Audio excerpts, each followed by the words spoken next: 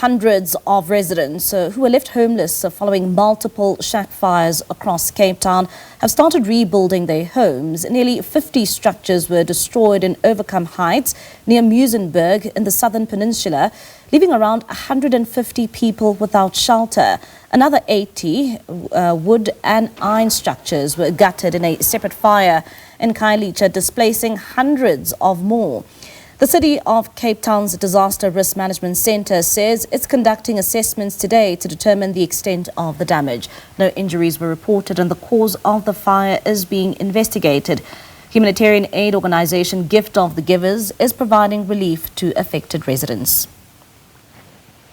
And for more on this, let's now bring in City of Cape Town's Disaster Risk Management spokesperson, Charlotte Powell. And she joins us now via our video link. Charlotte, thank you so much for your time this evening here on SABC News. Maybe let's start off here. Maybe give us the latest coming out from Cape Town when it comes to the fires we've seen over the past couple of days. Yes, good evening to you and to all the viewers. So we had quite a few informal settlement fires in our city. In Muizenberg, we had 10 structures, leaving about 32 people that has been affected. And then also in Khayelitsha, we had about 52 structures with over 300 people that has been left destitute. And then also in Overcome Heights with 45 structures and 150 people that has been affected. And maybe also tell us, the extent of the damage when it comes to these areas. I mean, if you put the numbers all in all, it seems as if 450 people have now been left displaced. Yes, absolutely. So, when a fire occurs, the whole area is damaged. So these people are homeless at the moment.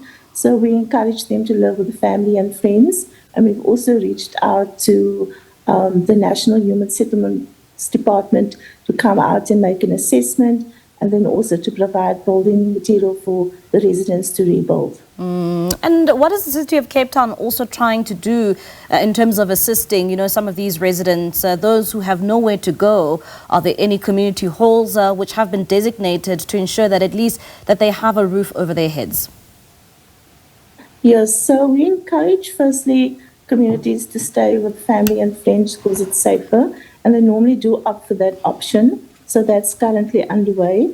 And then in terms of humanitarian relief, we have our NGO partners on the ground, Gift of the Givers, SASA, Muizenberg Foundation, the South African Red Cross Society, all assisting the communities with humanitarian assistance.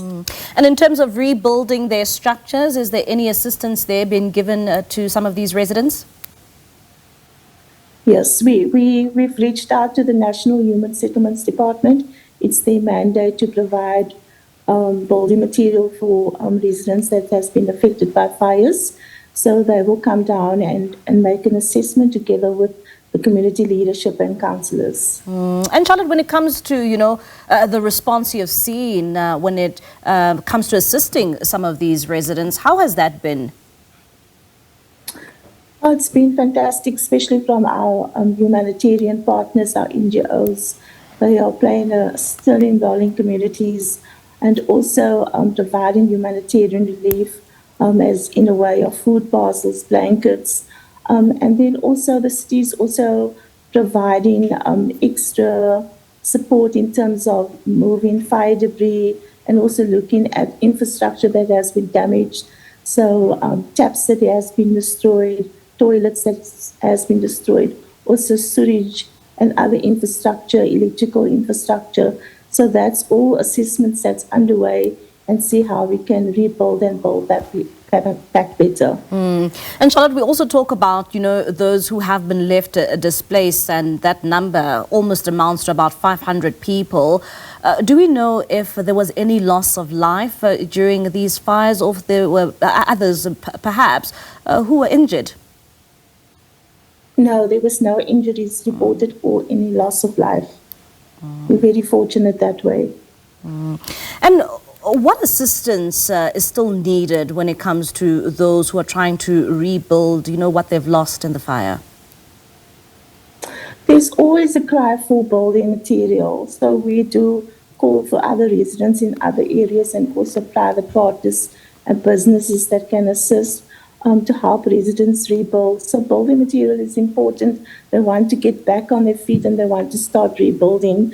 When National Human Settlements come on site, they do provide materials, but it's always a struggle the residents want to start build as soon as possible because they want to get back into their home. So once the fire debris is removed, they want to get back. So there's always that call for helping them with building material to rebuild. All right, Charlotte, thank you so much for your time here in SABC News. That's Charlotte Powell. She's the spokesperson for the City of Cape Town's disaster risk management there, talking to us about the several shack fires in which we've seen in parts of Cape Town, of course, saying there that it has left almost 500 people displaced.